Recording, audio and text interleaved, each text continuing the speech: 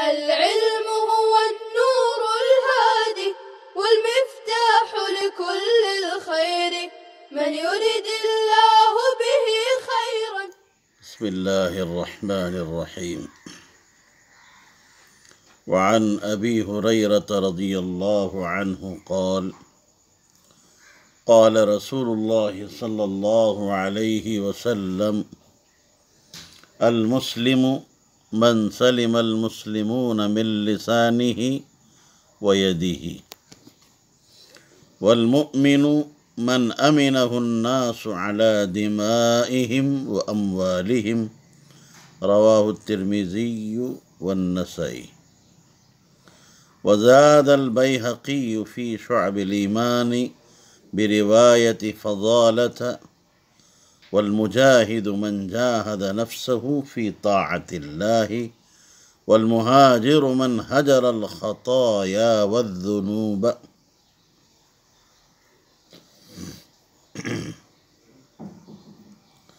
حضرت ابو ہریرہ رضی اللہ تعالی عنہ سے روایت ہے، وہ فرماتے ہیں کہ رسول اکرم صلی اللہ علیہ وسلم نے ارشاد فرمایا، کامل مسلمان وہ ہے جس کی زبان اور ہاتھ سے دیگر مسلمان محفوظ رہیں، اور مومن کامل وہ ہے جس سے لوگ اپنی جانوں اور مالوں کو محفوظ مأمون سمجھیں۔ امام بیہقی رحمہ اللہ نے شعب الایمان میں حضرت فضالہ سے جو روایت نقل کی ہے اس میں یہ الفاظ ہے، حقیقی مجاہد وہ ہے جس نے اللہ کی اطاعت اور بندگی میں اپنے نفس سے جہاد کیا ہو، اور اصل مہاجر وہ ہے جو تمام چھوٹے بڑے گناہوں کو چھوڑ دے۔ المسلم من سلم المسلمون من لسانه ویدہ، یہ حدیث اس سے قبل بھی آ چکی ہے اور ان کلمات کی تشریح بحمد اللہ گزر چکی ہے۔ والمؤمن من امنہ الناس، مومن کامل مراد ہے۔ امین یأمن، علم یعلم کی طرح، ای ائتمنہ جعلوہ امینا، لوگوں نے اس کو امین قرار دیا اور اس سے مأمون اور محفوظ ہو گئے ہوں۔ علی دمائہم و اموالہم، دماء دم کی جمع ہے، اموال مال کی جمع ہے۔ اس مومن کامل کی کمال امانت اور عدم خیانت کی وجہ سے لوگ اپنی جانوں اور مالوں کو محفوظ اور مأمون سمجھتے ہیں۔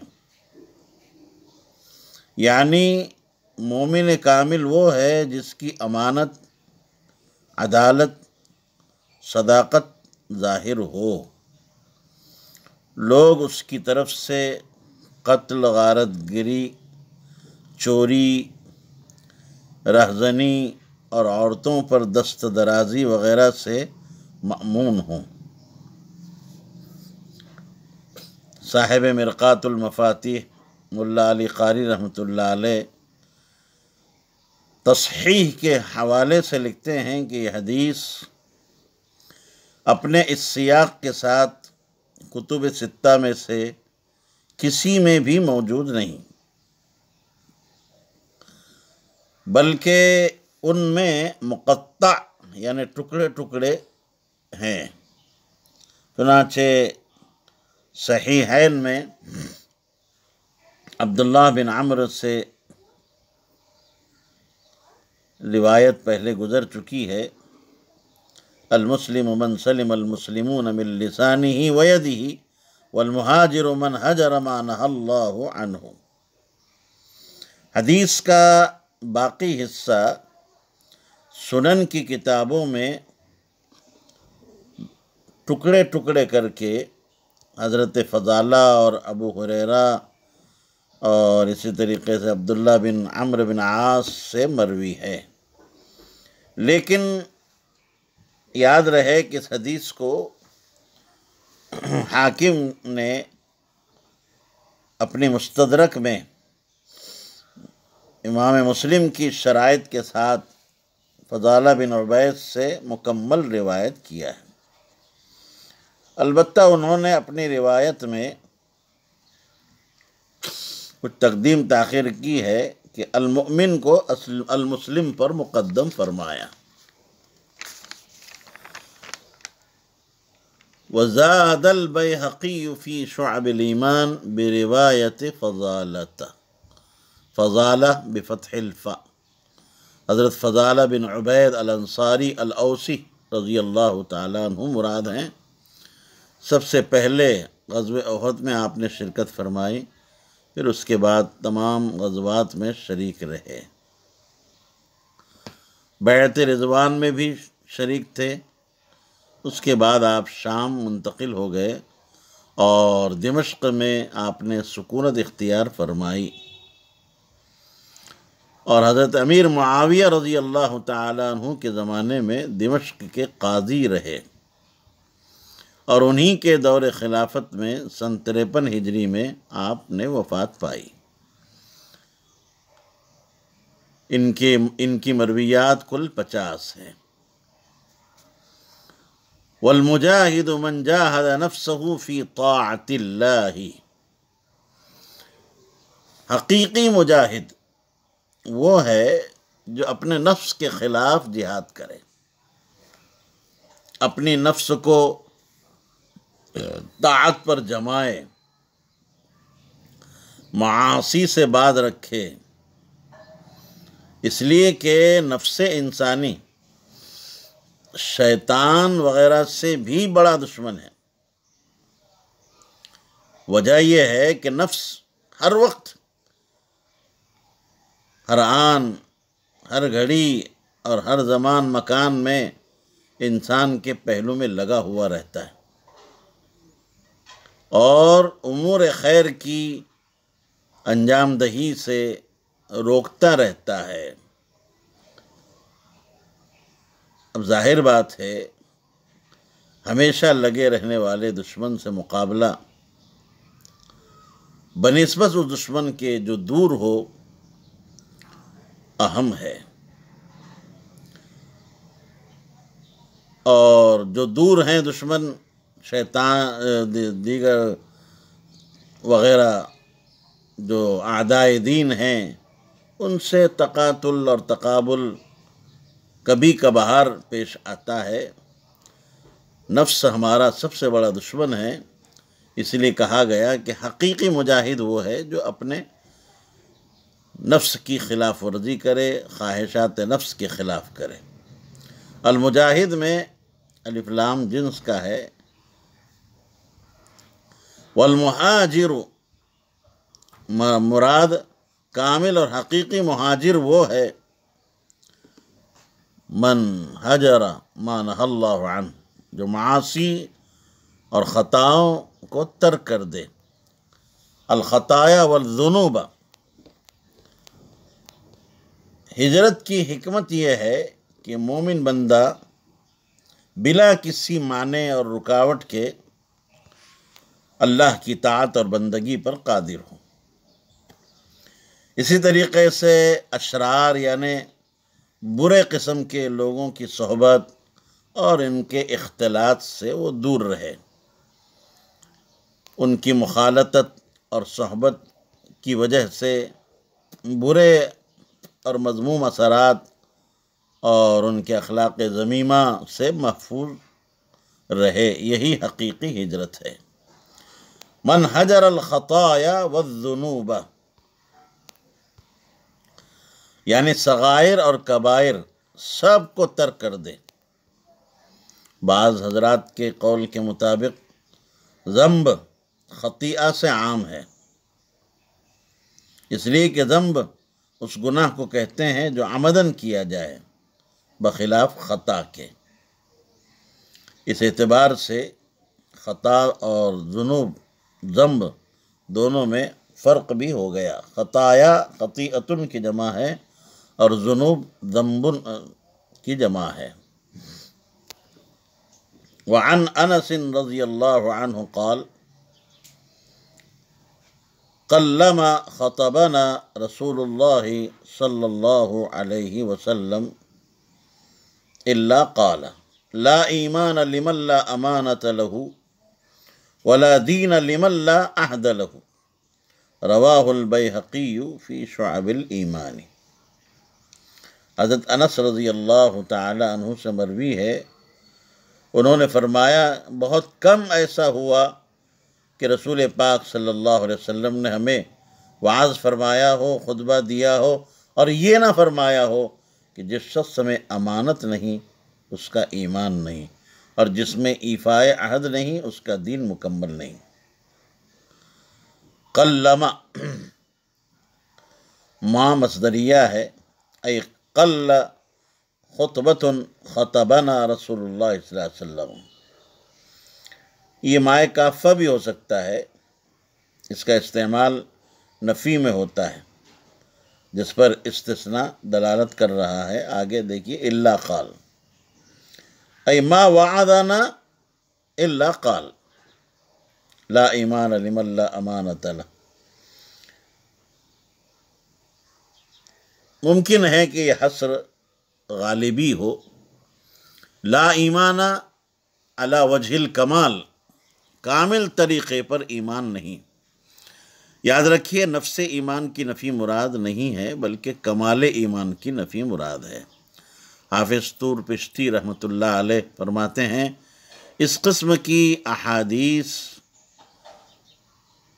جن میں ایمان اور دین کی نفی کی گئی ہے حقیقت میں وعید اور تنبیہ مقصود ہوتی ہے تاکہ لوگ امانت اور ایفائے عہد کا اہتمام کریں، لاپرواہی نہ برتیں۔ انقطاع اور ابطال دین و ایمان مراد نہیں ہوتا، حقیقت رفع ایمان مراد نہیں ہے۔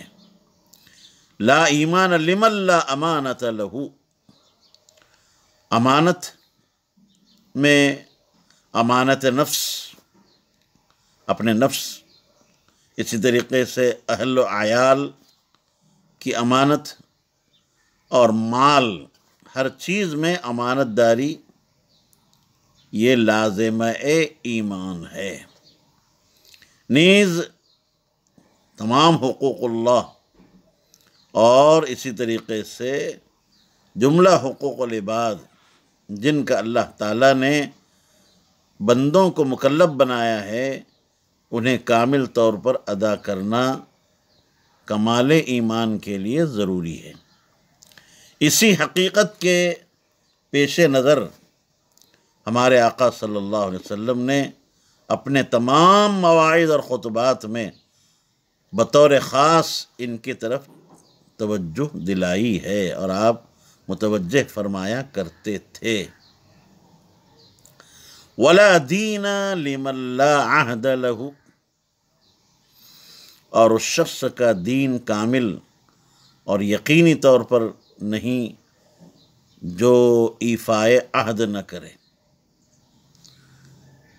عہد کر کے بلا کسی عذر شرعی کے غدر کرنا یہ دین میں نقص ہے اور ایسے شخص کا دین ناقص ہے۔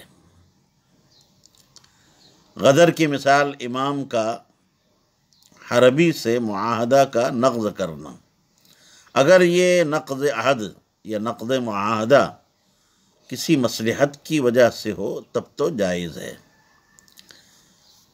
ما قبل میں یہ بات کہی گئی ہے، اس قسم کی احادیث سے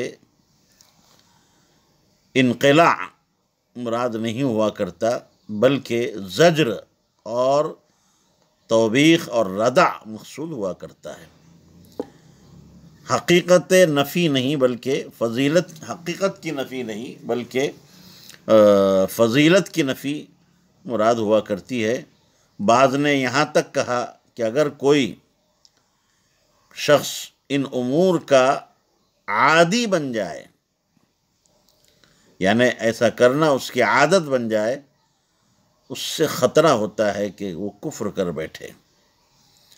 جیسے کہ آپ نے وہ حدیث پڑھی ہوگی ریاض الصالحین میں بھی، اللہ کے رسول صلی اللہ علیہ وسلم نے ارشاد فرمایا من یرتع حول الحمى یوشک ان یقع فیہ، کہ جو شخص ممنوعہ چراگاہ کے گرد جانور چرائے تو ممکن ہے، قریب ہے کہ اس کے اندر گھس کر چرانے لگے۔ ان یقع فیہ، رواہ البیہقی فی شعب الایمان۔ ان الفاظ سے تو ایسا لگ رہا ہے کہ صرف امام بیہقی نے ہی شعب الایمان میں اس حدیث کو روایت کیا ہے۔ صاحب مصابیح نے بھی شرح السنہ میں اپنی سند کے ساتھ اس کو روایت کیا ہے۔ یہاں پر ایک اشکال ہے، وہ یہ ہے کہ دین، ایمان، اسلام یہ سب اسماء مترادفہ ہیں، پھر یہاں لا ایمان لمن لا امانۃ لہ ولا دین لمن لا عہد لہ، یہاں فرق کیوں کیا گیا؟ جواب اس کا یہ دیا گیا ہے کہ یہ سب لفظاً مختلف ہیں مگر یہاں معناً متفق ہیں۔ حضرت مولانا ادریس صاحب کاندلوی رحمۃ اللہ علیہ فرماتے ہیں کہ امانت مع اللہ سے مراد وہ طاعت ہے جس کا بندے کو مکلف بنایا گیا۔ اب اس کو امانت سے کیوں تعبیر کیا گیا؟ وجہ یہ ہے کہ طاعت یہ لازم الوجود ہے اور امانت جو ہے یہ لازم الادا ہے، دونوں میں لزوم کا تعلق ہے۔ اسی لزوم کے تعلق کے بنا پر امانت سے اطاعت کو مراد لیا گیا ہے۔ اللہ رب العزت کا ارشاد ہے انا عرضنا الامانۃ علی السماوات والارض والجبال فابین ان يحملنها واشفقن منها وحملها الانسان۔ امانت مع الخلق یہ تو ظاہر ہے، عہد اگر مخلوق کے ساتھ ہو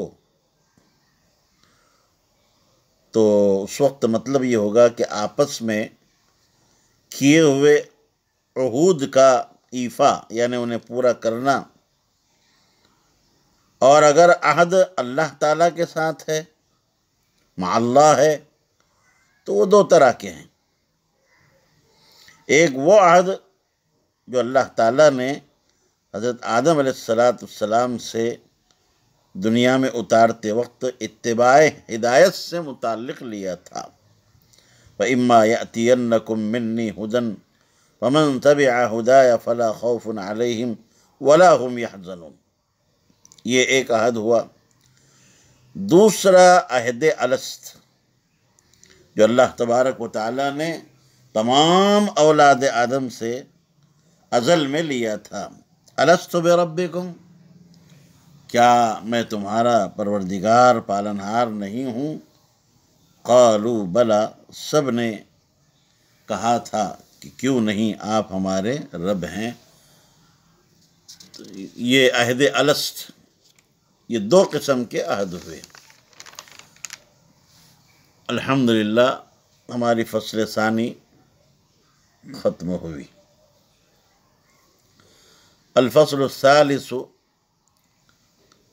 عن عبادة بن الصامت رضی اللہ عنہ قال سمعت رسول اللہ صلی اللہ علیہ وسلم يقول من شہد ان لا الہ الا اللہ وان محمد رسول اللہ حرم اللہ علیہ النار، رواہ مسلم۔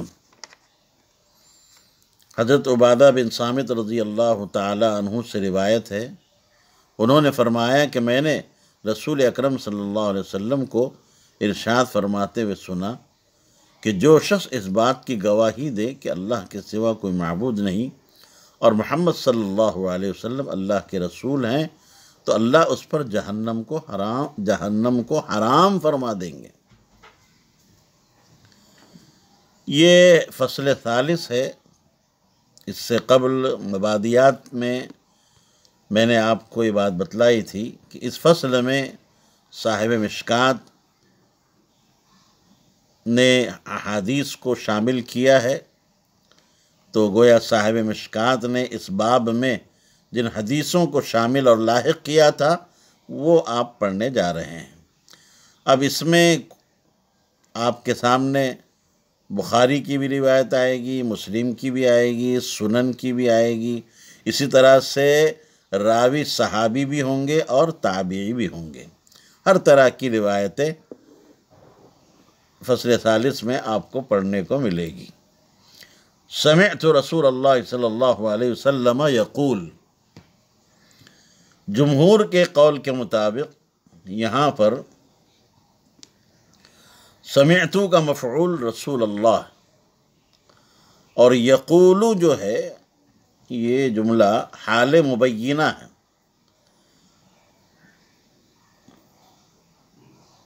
آپ جانتے ہیں اور سمجھتے ہیں کہ ذات سنی نہیں جاتی بلکہ ان کا کلام سنا جاتا ہے، اس لیے مطلب یہ ہوگا کہ سمعت کلامہ اے کلام رسول اللہ صلی اللہ علیہ وسلم، اور اس محذوف کو یقولو جملہ حالیہ کے ذریعے سے بیان کیا گیا ہے، اسی لیے میں نے کہا تھا کہ یہ حال مبینہ ہے۔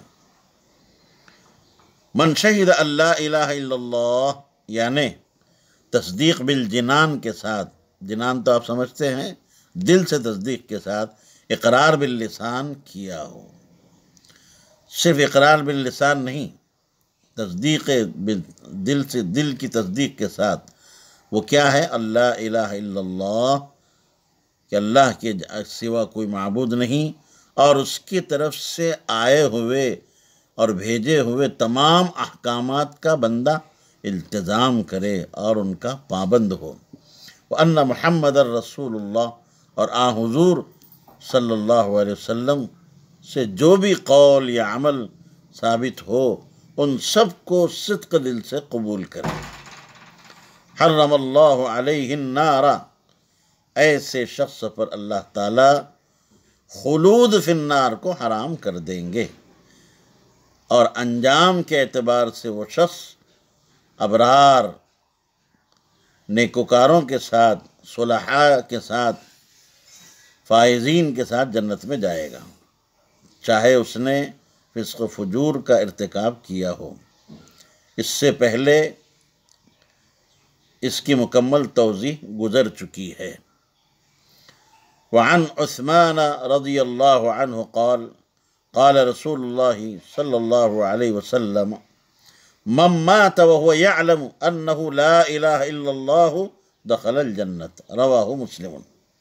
حضرت عثمان بن عفان رضی اللہ تعالیٰ عنہ سے روایت ہے، انہوں نے فرمایا کہ رسول اللہ صلی اللہ علیہ وسلم نے ارشاد فرمایا کہ جو شخص اس حال میں وفات پائے، انتقال کر جائے کہ اسے یقینی علم ہو کہ اللہ کے سوا کوئی معبود نہیں، تو ایسا شخص جنت میں داخل ہوگا۔ اس کو امام مسلم نے روایت کیا ہے۔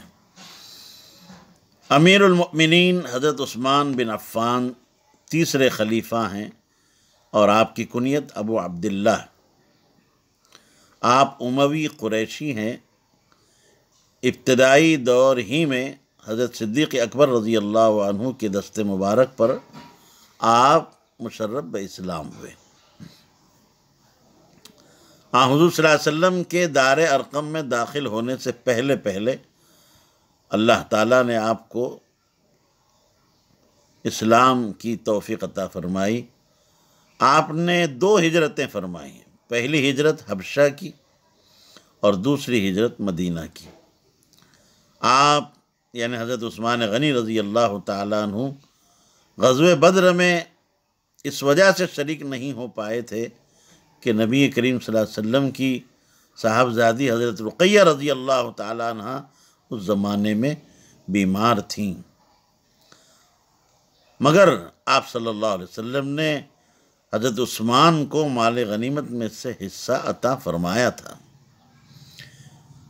اسی طرح بیعت رضوان میں بھی حضرت عثمان غنی رضی اللہ تعالیٰ عنہ شریک نہیں ہو سکے تھے۔